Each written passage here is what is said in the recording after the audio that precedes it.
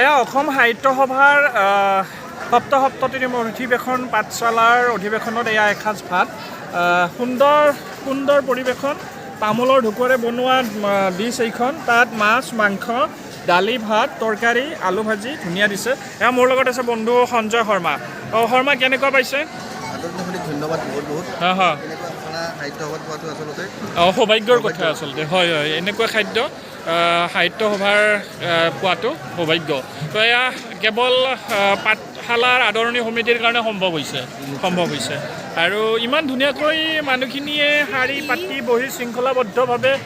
খানা খাইছে ভাল লাগিছে চাওকচোন এবাৰ সকলোৱে চাওক সুন্দৰ পৰিৱেশ এটা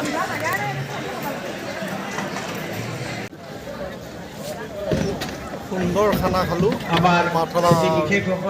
অধিৱেশনত অসম সাহিত্য সভাৰ সপ্তম অধিৱেশনৰ সুন্দৰ খানা পৰিৱেশন কৰিছে আমাৰ ভাল লাগিছে আৰু আমি অতিথিসকলক আপ্যায়ন কৰিবলৈ পাই যথেষ্ট আনন্দিত পাঠশালাৰ লগতে বৃহত্তৰ গজালিৰ এটা সুনাম যাতে কঢ়িয়াই আনে আমাৰ কৰ্মকৰ্তাসকলে আপ্ৰাণ চেষ্টা কৰি আছে আৰু যিসকল সাহিত্য অনুৰাগী আছে আটাইয়ে নিশ্চয় ভাল পাইছে আৰু আজিও মাছ মাংস দৈ বিধে আছে আৰু সুন্দৰভাৱে সকলো অতিথি আজি আপ্যায়ন কৰিবলৈ পাৰিছে খুব শৃংখলাবদ্ধ হৈছে আমি কোৱা কথা নহয় যিসকল শুভাকাংক্ষী আছে যিসকল ৰাইজ আছে তেখেতসকলে কৈছে যে যথেষ্ট শৃংখলাবদ্ধ হৈছে